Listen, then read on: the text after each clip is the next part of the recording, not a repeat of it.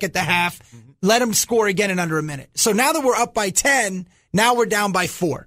So Romo has to play catch up. In that process, Fasano dropped the game-winning touchdown. Oh, Anthony Fasano. Terrell Owens dropped two third down Remember, he conversion, had a broken finger. and a fourth down conversion. You know Actually, what I had mean? two broken fingers. I'm just saying, the guy he killed 2 of our drives, and then at the very, very end, Romo's always playing catch up. Yep. My thing with Terrell Owens is if he wasn't blackballed, because he was his last couple of years, I think he would hold every single statistical record when it comes to receiving. Yeah, but stats don't mean anything. No.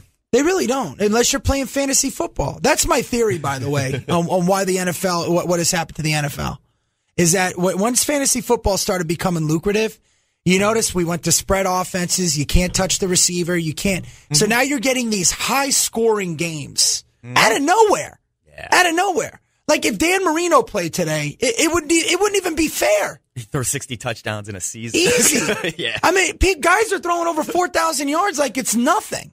Jameis Winston 2 years in a row. I mean, that's insanity. Yeah. And you can't touch the quarterback. I was unless you're Cam Newton. I was online and they had. I remember there was a video that NFL's greatest hits. It was something like that. Yeah. It came with Sports Illustrated, and it came up on my YouTube feed. And I was watching it. And I remember as a kid getting it with Sports Illustrated, and I was watching it for nostalgia. Holy cow, man. The way those guys balled back then, you got hands in the face, smacking the receiver. You could knock the receiver off his route, hit the tight end coming across the middle. These guys were balling. And it's why the NBA playoffs suck now. Oh, I agree 100%. Dude, it's all garbage. Yep. Everything it's just all become garbage. I don't want to hear because I'm getting older. I'm not that old. You know what I mean? I've been watching sports a long time.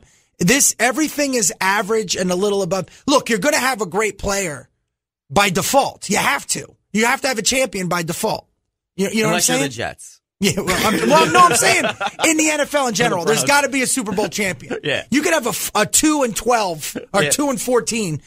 Everybody could go 2-14. You'd still have to have a champion. Yes, absolutely. You follow what I'm saying? Mm-hmm. And what's like comparing LeBron to Jordan to me is just too separate. It's like Brady to Montana. It's too. Now they can't fault when they play. They're the best at when they played. Yeah. But I don't think sports is. Yeah. It's not. All right. Yeah, I agree. Well, I completely agree. Let's take our first break, and we'll come back and hang out with Bret Ernst, Bill Siebert, and Eric Andreas on 1070 NBC Sports. Southwest Florida's new home for sports is 1070 NBC Sports.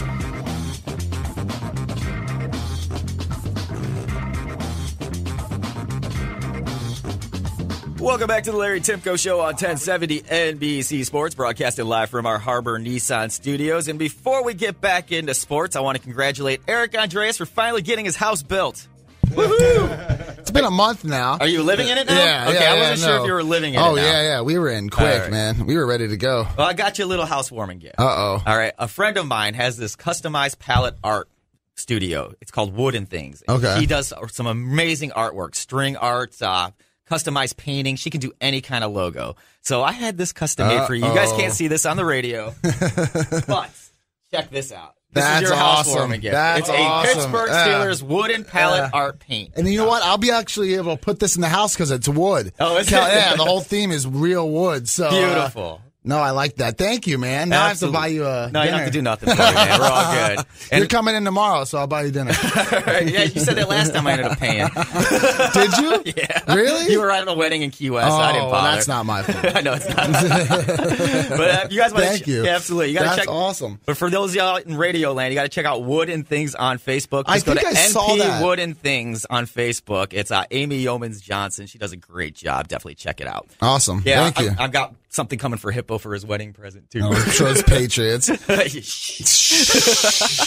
Also trying to get a Dallas Cowboy one made for the studio too. That'd be great. Yeah. There's not enough Cowboy No, stuff. I know. At all. All I see is the star. That's just the one star. That's it. Oh no, behind you is Emmett and my Emmett. And, yeah, and the clock. Yeah, that's all. Cool. All right, getting back into the pennant. Oh yeah. Getting back into football talk real quick. Jeremy Maclin left Buffalo without a contract. I'm a little bit shocked by that because Shady McCoy and Tyrod Taylor were lobbying hard for him. So now he's off to Baltimore to interview. What's wrong with Jeremy Maclin?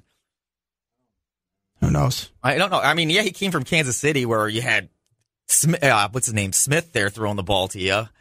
Granted, maybe he's not a locker room guy. You know, these GMs talk to each other. Yeah, you know what I mean. I don't know. I mean, I've never heard anything that bad about him. Alex Smith was back practically crying when Jeremy Maclin got cut. I don't know why they'd get rid of him. They don't have any. They don't have any receivers there. You know, Tyreek Hill. Yeah. Do they still have Bo? Here's the thing. Do they even still have Dwayne Bowe? I don't even know. Certain positions are expendable in a sense. Now, like running back these days. Yeah, I meant like, you could be, it depends on the price tag and what he wants. But again, when you're looking at, like the greats, the great receivers, and now everything's more of a system. Yeah. And it has interchangeable parts, and you got to thank Bill Belichick for that, who, in my opinion, is the greatest head coach. I mean, for him to keep doing what he's doing in a free agency era, and I mean, look, do you have to statistically? You got to say Brady is the GOAT, probably, but he's really not. I give Belichick credit for knowing how to exploit the rules. Well, no, I mean, look, those little underneath, he uses those small little, the little white guy receivers he loves going underneath. The offensive scheme, the system he throws. Yeah. I mean, think about this too. I mean, and again, you got to give it to Brady just stats wise. Personally, I wouldn't take him over Montana. I think Montana's the greatest, and I actually love Brady. Montana ruined my childhood. You know what I mean? Think about how Dolphin fans feel about Belichick, because he's taken two scrub wide receivers and turned them into stars. Julian Edelman and Wes Welker. Well, he took ours too. Amendola was with the Cowboys. We cut him. Oh, I remember him with the Rams. We cut him. He was with us. Yep.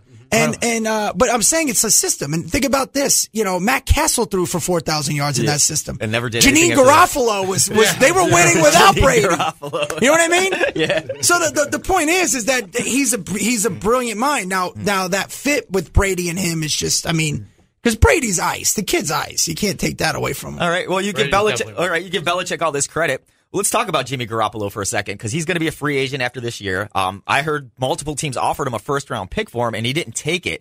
For me, I would never trade for a Patriots quarterback, because I've seen what Matt Castle's done. I've seen what what Ryan Mallett's done, and these backup quarterbacks for Tom Brady, and they all bust wherever they go.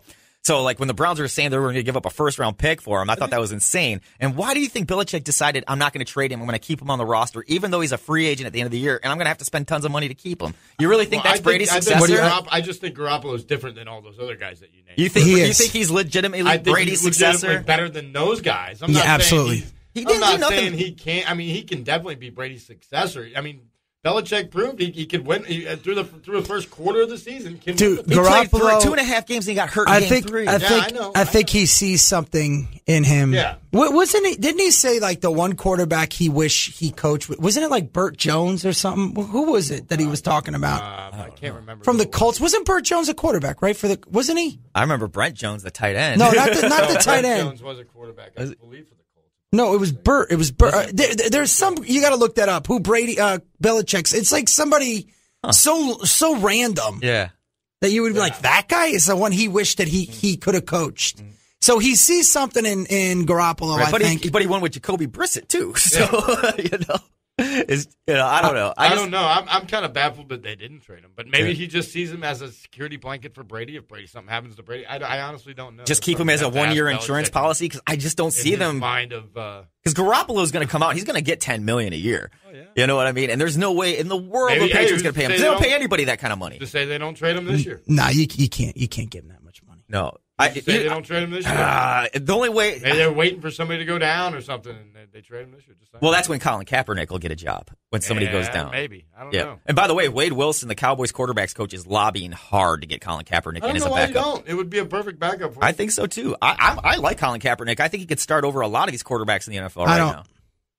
What's that? It is Burt Jones, right? Burt Jones. Yeah. Good call. Yeah, right. Nice. What year was that? For the Colts, right? Gosh, I don't. Yeah, I mean, Burt Jones is not even on my radar. Yeah. I do remember Belichick saying something like that. Huh? No, he did. He did say that. I'm saying so. There might be something that he sees in this guy. Yeah. Why do you, Colin? I mean, again. Okay.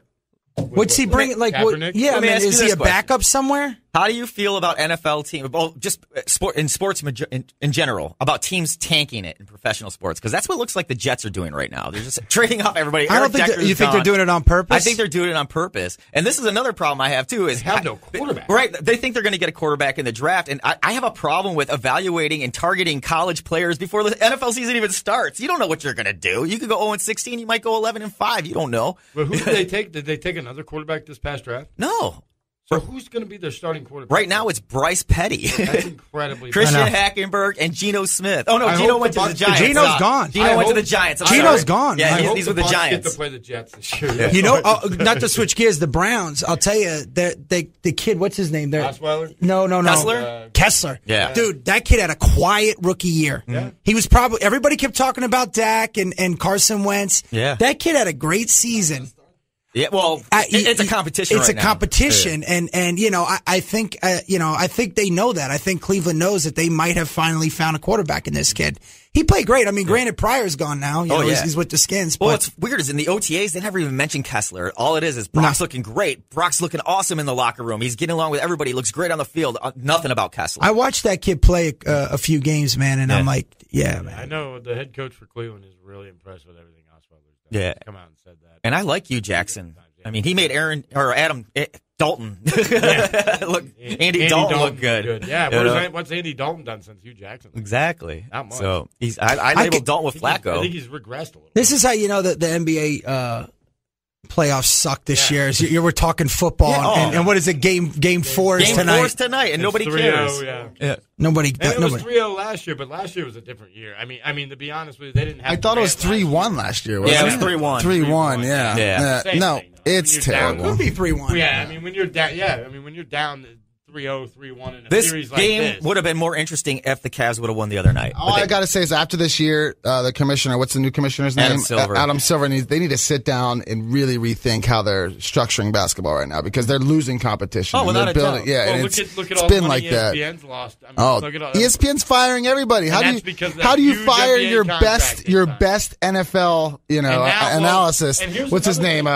Well, here's Which another, one? John Clayton? They fired John Clayton. They laid him off. How is that in the NFL, the biggest sport in America? Now, here's another thing, too. Was it you that brought this up, or was it somebody else that told me this? I don't know, but I believe it was you that said this to me. They're basically saving up all their money, the NFL or the ESPN is, so they can go in on that DirecTV ticket. Yeah, the NFL. They can try and bid against the DirecTV for the NFL ticket. Yeah, I think it's 2018 is when the contract's up, and ESPN's trying to bid heavily on the NFL. That's another reason why they fired all these people was to pocket all that money. Well, they have Disney behind them, so they have the money. But now DirecTV has AT&T behind them, so DirecTV's not going to lose that. I don't think. When is that supposed to come up? Another problem. I'm just saying that's one of the reasons why they're. How does ESPN have the ticket? They're not a net. They're not a cable company. No, they're bidding against them. What they did is they overbid on the basketball on NBA, so that really broke them. That's why ESPN's letting a lot of these resources go. Pretty much on TNT and ESPN and ABC, and ABC's affiliated with ESPN. Exactly. So there's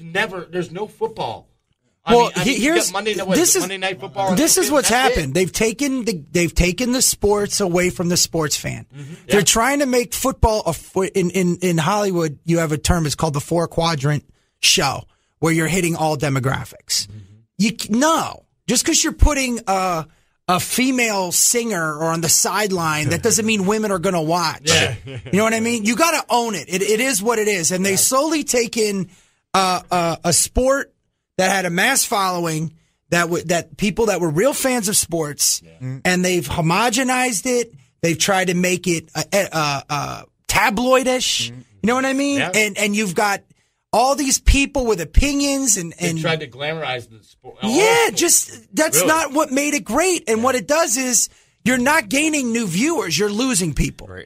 That's just happening to the NBA big time. Yes, absolutely. I mean, big time. And the London games, I don't like those London games either at 9:30 in the morning. Those can't be good for ratings. No. They really can't. On Sunday morning, come on.